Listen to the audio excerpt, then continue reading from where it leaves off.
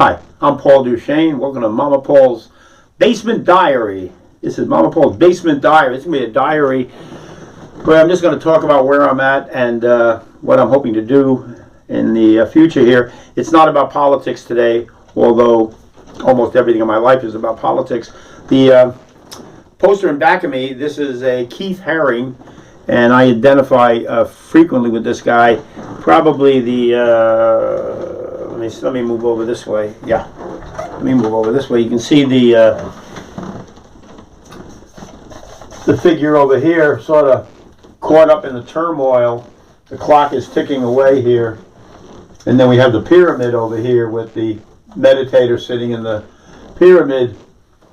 I find the images of Keith Haring refreshing and stimulating. And in fact, a couple of years ago, there's the this was called The Political Line, and this was a show that went around the country, and he's breaking the rules. He's breaking the rules, and I very much identified with Keith Haring because of that poster. In fact, I have a big version of the poster on the wall over here.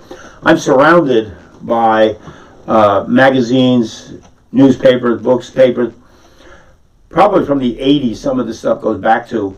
I find it very difficult to throw away, especially magazines for some reason. For me, they sort of represent the zeitgeist, the flavor of what's happening. If you look at like 5 or 10 magazines over, you go to a bookstore that has magazines. There's a couple around, and as you read, you just skim the headlines on these. You'll get a real snapshot of what's going on culturally, politically, in the whole milieu.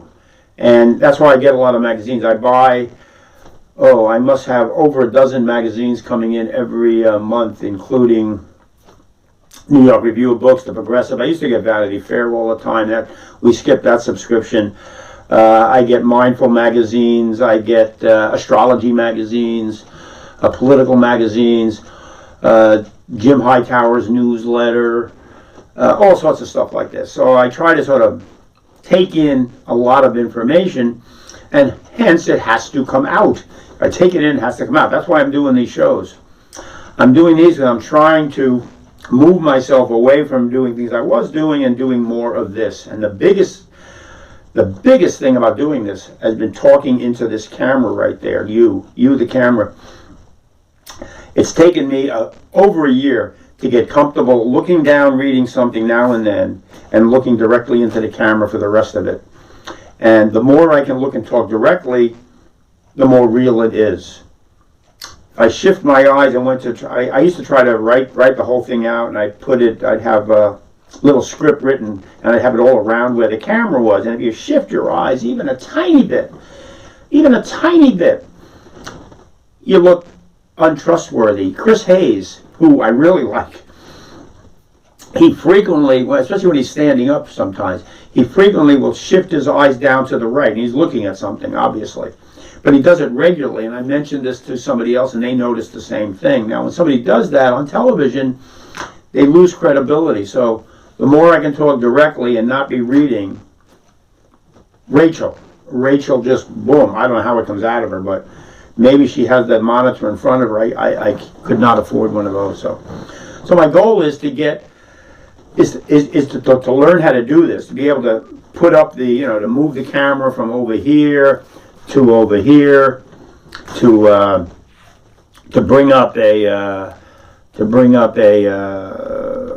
overhead. There's let's put it in the middle. There's Hannah Arendt. Not a runt, Hannah Arendt, one of my hero or heroine philosophers. I want to do a series of shows on my 5 heroines from the 20th century. Hannah Arendt is one of them. Virginia Woolf would be the other. Jane Jacobs, high on the list over there. I'm tossing between Alice Waters and Gloria Steinem. And there's probably somebody else I'm not grokking right at the moment. There's a few others, but those are the big ones. So I want to do a show on those. I'm trying to learn how to tell a story. So I have, when I talk to people in a restaurant, I'm a waiter. The few people that are watching probably know that. I'm a waiter, and when I talk to people in a restaurant, I can tell a quick little story in a minute, sometimes less than that, sometimes maybe 1 or 2 minutes, but I can get a whole big story out in a really short period of time. But when I'm talking to the camera, it's a whole other ballgame. I don't know your reaction. I can't see how you're reacting to me. So therefore, I fill in a lot more gaps. When you can see how somebody's reacting to you, it's a whole different ball game. And I was talking to a young man the other day, and I'd like to invite him over and maybe do a little talk with this guy. He's a journalism major, and he was watching the show, and he was giving me some feedback. And the first thing he said to me, he said, "Well, who's your audience?" And I said, "Who's my audience?" My quick smart ass answer was old people, because I'm old. But that's not really true. I talk to young people all the time. I talk to middle-aged people. I talk to all sorts of people. I'm talking to anybody who will listen to me, basically. And that's really who my audience is. I'd like to reach other people. I'd like to reach the small-town guy in Iowa who's sitting there thinking Trump is his savior. Now, forget the QAnon group and the Proud and the Boys and these other groups, but the regular people, the regular ordinary citizen who's really a nice person, a good person, who has been taken in by Fox News, that's really the person I'd like to meet and talk to. I mean, anybody that was in New York knew that Trump was a con man. He was like the ultimate con man, the music man, who went out and he just snowed middle America. He listened to what they had to say, and he regurgitated it back to them. Only the difference was he had already had a TV personality image from his apprenticeship show, which I must admit I never watched. I never watched the show. I heard about it. I've seen outtakes, but I never actually watched the show. He took that popularity, and that's what he parlayed into the presidency, digging in to the disgusting roots of his own father and his own family heritage, which goes back for 3 generations of grifters and gangsters.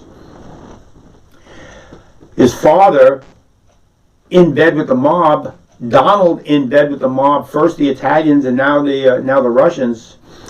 Or I think I got political.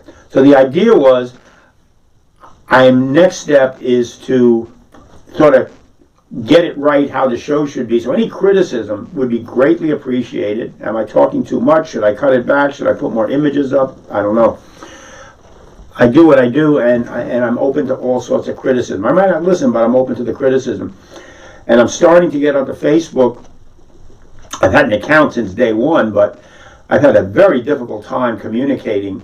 It's another thing where you're talking to these large groups of people, and what are you going to put down what you had for breakfast today, or how your relationship's going at home, or it seems like a hotbed of niceties and people having nice times, and then you get together in person with somebody and you find out, oh they have these other issues going. Wow.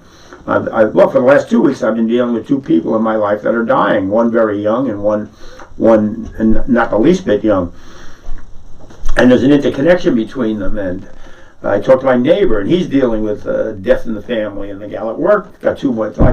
But you don't hear that when you get onto Facebook, how people are dealing with these types of issues and things. So I'm going to try to learn how to use these social networks. I'm going to try to hone my skills in telling a story more, and I'll shut this off so it's not going to be more than 10 minutes. And probably I should be aiming for a 5-minute drift. I used to be the COO for a small nonprofit, and we made videos of other nonprofits. And originally, we were making 30-minute videos. Well, it became obvious really quickly that we needed to be making 5-minute videos, and maybe that's what I need to be doing. Maybe I need to be doing news shows in 5 minutes. Peace, patient, persistent. Any criticism is greatly welcome. Thanks for joining me.